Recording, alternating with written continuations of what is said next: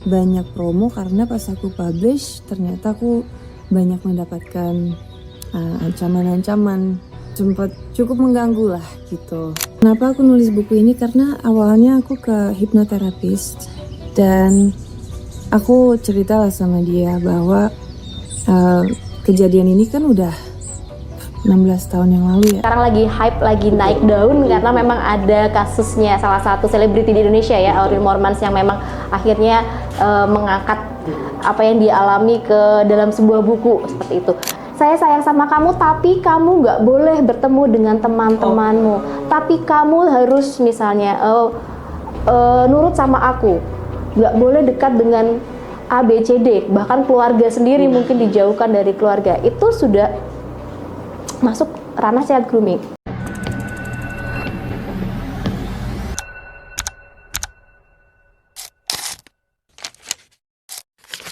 Halo Terbiters, kita di Berani Tanya, bukan saya ribut, apalagi so jago, tapi emang harus ada yang ditanya. Saya Iqbal, saya saat ini bersama dengan psikologi klinis Ibu Mariana Widyastuti. Beliau juga selaku dosen ilmu psikolog di Universitas Esa Unggul. Betul Ibu? Betul. Selamat datang Ibu di Harian Terbit. Gimana kabar, sehat Ibu? Alhamdulillah sehat Mas Iqbal. Siap. Ibu, kita pengen ngobrolin yang kemarin sedang ramai. Bahkan sampai saat ini masih ramai dibicarakan di media sosial juga, masih terus dibicarakan terkait dengan curhatan salah satu artis di Indonesia, namanya Aurel Mormans. Jadi dia menuliskan kisah hidupnya di buku berjudul Broken Frame. Betul. Di situ saya sendiri mungkin banyak masyarakat yang baru ngeh bahwa ada praktik child grooming. Betul, child grooming. Kalau saya tanya, child grooming itu definisinya seperti apa sih Bu? Oke, jadi sebenarnya child grooming itu lebih kepada perilaku gitu ya, memanipulasi subjeknya adalah anak atau remaja. Jadi nanti tujuannya memang untuk eksploitasi ya. Eksploitasi di sini tuh bisa berupa eksploitasi secara seksual gitu ya, fisik dan lain sebagainya. Tapi memang ada manipulasi di dalamnya. Gitu. Berarti pelakunya ini lebih dewasa seperti itu? Betul, biasanya orang dewasa gitu yang memang sudah lebih matang ya secara psikologis seperti itu. Kalau tidak salah saya dengar child grooming ini juga bisa dilakukan secara daring, online. Betul. Memang sebenarnya child grooming ini sudah lama sekali ya, kasusnya banyak. Cuman sekarang lagi hype, lagi naik daun karena memang ada kasusnya salah satu selebriti di Indonesia ya, Aurel Mormans, yang memang akhirnya mengangkat apa yang dialami ke dalam sebuah buku seperti itu. Child grooming di Indonesia memang sudah banyak kasusnya, dan tadi banyak yang melalui daring atau media online. Ya, jadi misalnya melalui direct message gitu ya di Instagram atau di aplikasi-aplikasi lain gitu. Itu sebenarnya sudah banyak sekali terjadi memang. Berarti memang contoh kasus memang sudah terjadi, tapi lebih mungkin masyarakat lebih aware karena karena ada yang mengangkat ini ya dari selebriti kita gitu ya, untuk kemudian dibagikan kisahnya sehingga orang lain menjadi sadar bahwa oh ada ya child grooming. Sebenarnya kasus ini sudah banyak terjadi di tahun-tahun sebelumnya gitu. Cuman memang banyak masyarakat yang memang belum aware ya dengan hal ini gitu. Kalau beda dengan kita sudah mendengar ada toxic relationship. Betul. Bedanya apa dengan child grooming? Toxic relationship itu adalah hubungan yang memang tidak sehat ya. Tapi di sini hubungannya bisa berlaku pada sama orang yang sama-sama dewasa. Oh, berarti ada kekhususan di child grooming? Iya, atau sama-sama remaja gitu. Tapi untuk child grooming ini dia spesifik ketika subjeknya adalah usia anak atau remaja, namun pelakunya adalah orang yang sudah lebih dewasa. Ini adalah masuk ke ranah child grooming seperti itu. Kalau indikasi awal yang bisa dilihat bahwa Mm-mm. mungkin orang-orang sekitar kita, anak-anak sekitar kita bahwa dia sudah menjadi bagian dari korban child grooming. Itu bisa dilihat nggak sih tanda-tanda kasat mata lah gitu? Oke. Atau perilaku ya? Iya, atau perilaku. iya. Harusnya bisa ya, cuman memang ini tuh kadang halus sehingga nggak kelihatan, sehingga kadang korbannya tidak merasa bahwa dia menjadi korban dari child grooming gitu. Oke. Iya, jadi memang diawali dengan adanya membangun kepercayaan Antara pelaku dengan korban, sehingga korban merasa bahwa saya membutuhkan, saya percaya dia adalah orang yang berguna bagi saya gitu ya. Jadi di situ ketika sudah nanti akhirnya masuk ke proses eksploitasi, kadang sudah menjadi nggak sadar lagi gitu. Akhirnya tidak mengenali bahwa itu masuk ke dalam bentuk perilaku child grooming. Gitu. Jadi karena diawali dengan saya diberikan kasih sayang, saya diberikan perhatian, sehingga merasa itu adalah hal yang menyenangkan di awal gitu ya. Tetapi ternyata dalam prosesnya lama-lama ada eksploitasi yang dilakukan oleh pelaku. Nah itu harus mulai dikenali ketika nanti ada berupa ancaman, biasanya gitu. Ada ancaman, nggak boleh apa, kalau kamu melakukan sesuatu nanti saya, nah itu sudah masuk ke ranah child grooming. Ada ancaman-ancaman yang memang diberikan untuk membuat korban merasa tidak nyaman. Gitu. Itu mungkin yang perlu dikenali ya, karena akhirnya banyak juga yang nggak tahu bahwa oh saya ini termasuk korban dari child grooming gitu. Berarti kan kalau model child grooming itu berarti pendekatannya lebih lama dong Bu, untuk sepenuhnya menguasai istilahnya itu. Berarti ada setupnya di situ. Betul, diawali biasanya ada ini ya, ada proses untuk membangun kepercayaan tadi itu. Bisa lama, bisa enggak, tergantung dari misalnya korban. Kalau korbannya mudah percaya gitu ya, mudah kemudian merasa oke, gitu ya, saya percaya sama kamu, ya itu mungkin nggak lama prosesnya. Gitu. Tapi ketika korban ini mungkin ada semacam penolakan dan lain-lain, tapi pelaku tidak ingin menyerah, ya ini mungkin prosesnya agak lama untuk bisa mengeksploitasi itu tadi, karena sebelum mengeksploitasi dia harus membangun kepercayaan dulu, ya. Gitu. Ya, jadi butuh waktu, butuh setup, butuh perencanaan sebenarnya. Betul. Oke, kalau sudah terjebak nih, terjebak, saya bahasanya terjebak karena kan memang ada setup di situ sebelumnya gitu. Kalau sudah terjebak seperti itu, Ibu tadi bilang bahwa kadang-kadang si korban ini tidak merasa karena terlalu halus gitu.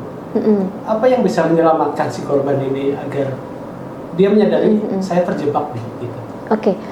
Memang diawali harus tahu bahwa yang diterima itu bukan sesuatu yang semestinya. Misalnya tadi ketika saya disayangi oleh orang lain, harusnya sayang itu tidak ada syarat.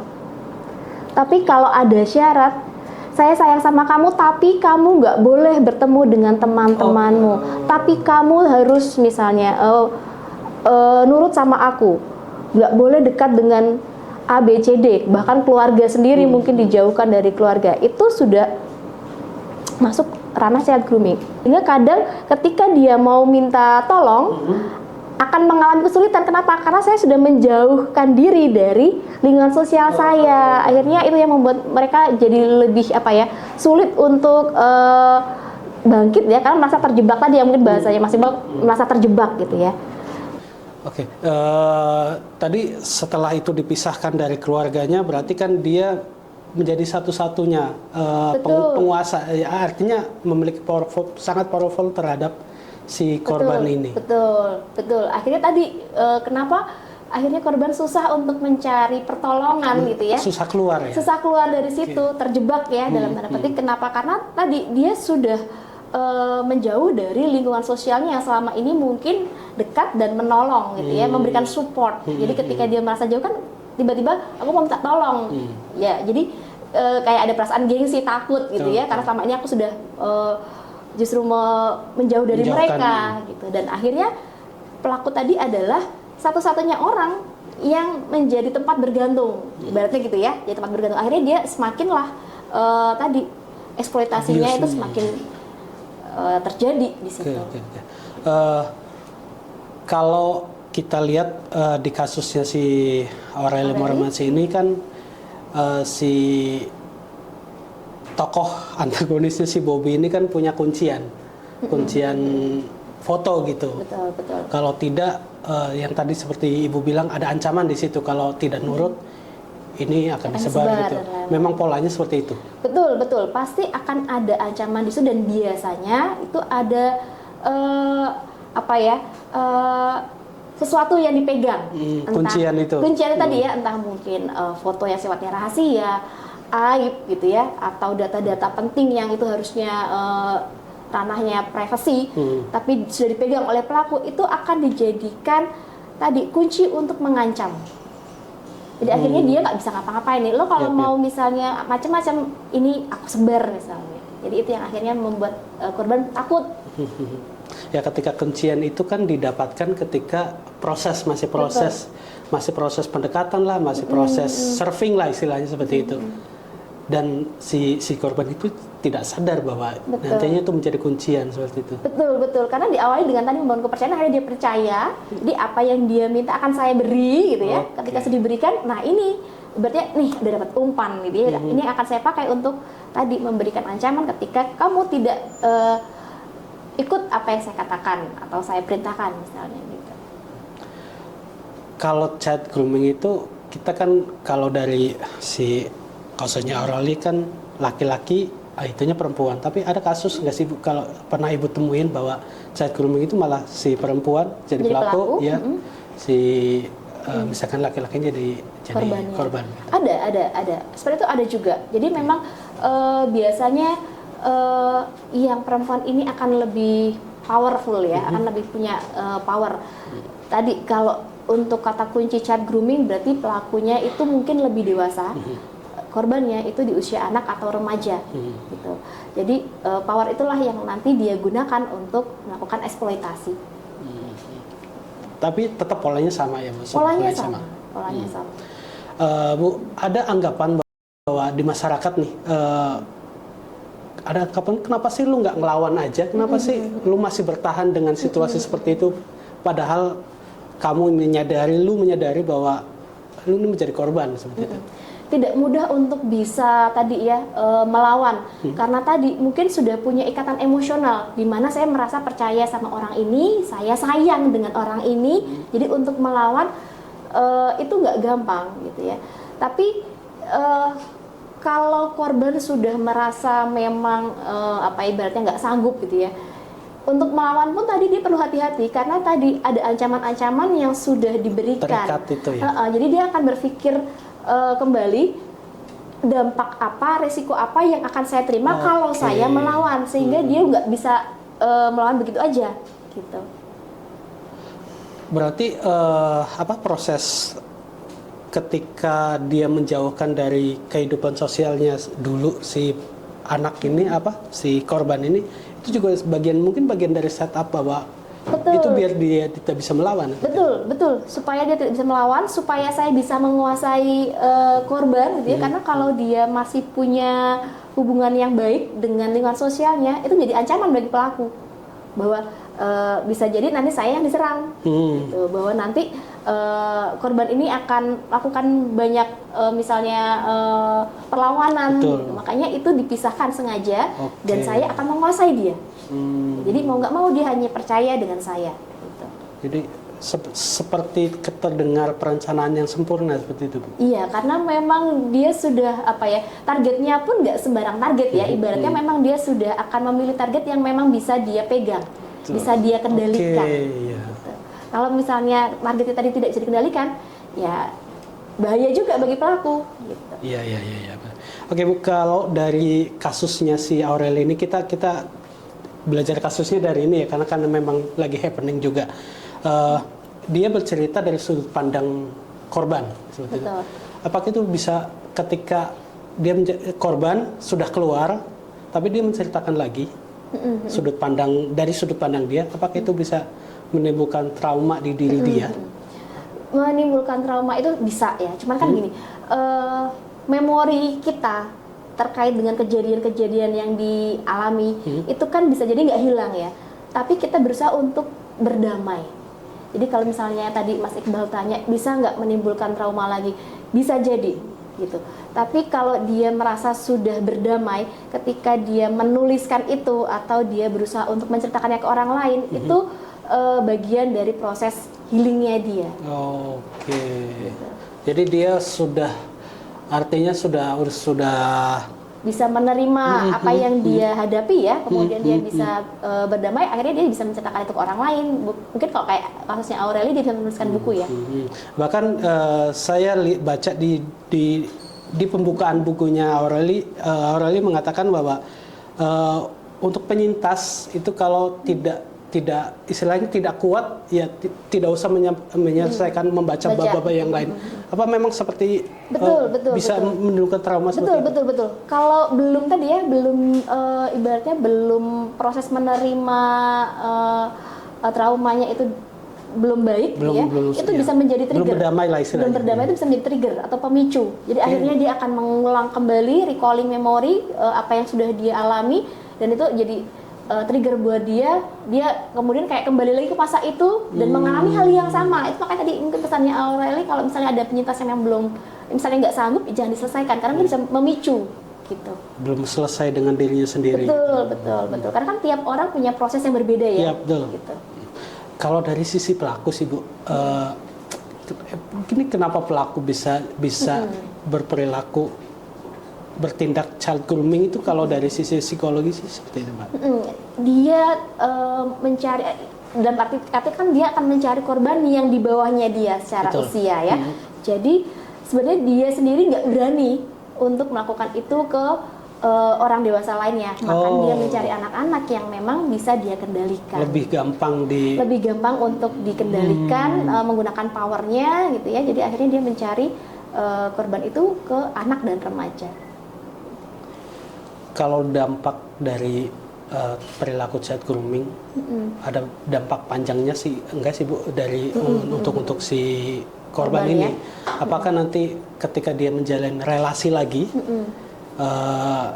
relasi normal lah istilahnya seperti itu, apakah itu bisa mempengaruhi?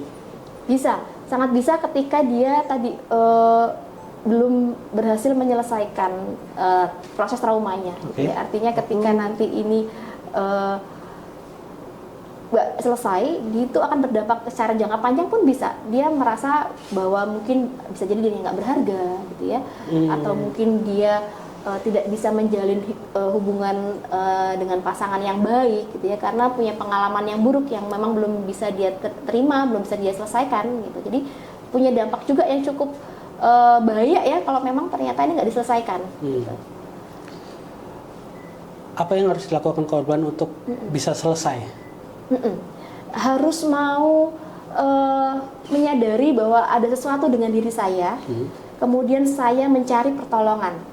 Pertolongan ini bisa dengan misalnya ya mencari ahli untuk membantu dirinya, profesional gitu ya, atau mungkin dia punya cara-cara yang dia lakukan untuk membantu dirinya. Misalnya kalau kayak Aureli itu kan dalam bentuk buku ya, itu bagian dari proses healingnya sebenarnya, gitu, menceritakan apa yang dia alami, kemudian dia membagikannya ke orang lain. Kan beberapa podcast kan dia sering menceritakan masalahnya ya, itu bagian dari proses healingnya. Jadi ketika dia sudah berani untuk bercerita, untuk menyampaikannya ke orang lain, itu berarti proses penyembuhannya di situ. Karena kalau dia belum selesai, merasa belum sembuh, kadang untuk cerita itu ke banyak orang ya, itu nggak mudah. Gitu kan kayak menceritakan aib ya, menceritakan masalah yang dia lalu. Belum ada penolakan dari yang diceritakan, misalkan lu mah kenapa lu bodoh, kenapa ini gitu. Iya, dia belum selesai, tambah lagi dengan stigma dari masyarakat, itu semakin membuat dirinya terpuruk. Gitu. Kalau dari berkaca lagi dari kasus broken string ini, saya membaca kok sepertinya pelaku ini seperti NPD gitu. Oke. Ya. Memang apa selalu seperti itu pelaku child grooming? Kalau selalu saya tidak bisa bilang selalu ya. mungkin ada kecenderungan, tapi karena NPD ini kan nanti diagnosis yang berbeda lagi ya. Kalau NPD nanti punya 8 ciri nih, gitu ya. Misalnya mencintai diri secara berlebihan, tidak bisa menerima kritik dan lain-lain. Barangkali beberapa gejalanya dipunyai oleh pelaku, tapi untuk dikatakan NPD belum tentu, karena bisa jadi nggak memenuhi untuk dikatakan NPD, tapi beberapa gejalanya mungkin ada di dalam diri pelaku. Untuk lingkungan, Bu, tadi kan Ibu bilang bahwa ketika dia dipisahkan dari kegiatan sosialnya, orang tua, lingkungan gitu, seperti itu. Apa yang bisa dilakukan orang tua, lingkungan untuk menarik lagi si korban ini ke lingkungan Kembali. sosialnya? Untuk keluarga itu bisa merangkul ya, benar-benar yang merangkul, yang menerima tanpa syarat, yang menerima korban itu apa adanya gitu. Jadi kadang kan kita menerima tapi misalnya ya dengan catatan gitu ya, kamu harus nurut lagi sama mama sekarang gitu ya misalnya. Itu kadang beberapa anak jadi akhirnya menarik diri lagi gitu. Jadi ya kita harus terima dia tanpa syarat, apa adanya, dirangkul, sehingga nanti dia bisa merasakan mana yang memang kasih sayang yang tulus dengan mana yang bersyarat atau tadi ada eksploitasi di dalamnya gitu. Jadi akhirnya dia bisa mau filter ya, menyaring sendiri, oh iya harusnya kasih sayangnya seperti ini gitu. Akhirnya dia kembali kepada keluarganya yang memang menerima dia apa adanya.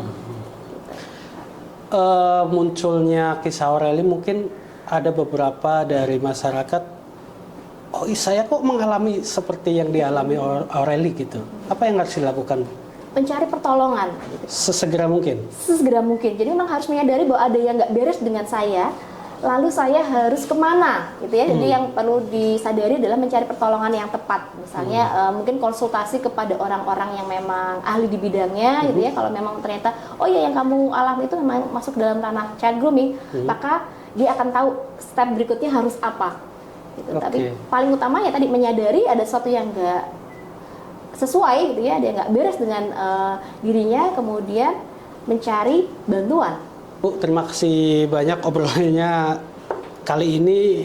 Mudah-mudahan ini bisa mengedukasi masyarakat, bisa mengedukasi semuanya bahwa praktik-praktik seperti itu sangat dekat dengan kita semua. Kita ya, betul. Baik, Terpiters, demikian obrolan kita. Terima kasih sudah nonton Berani Tanya. Kita nggak cari ribut, apalagi so jago, tapi memang nggak semua hal bisa didiemin. Semangat beraktivitas.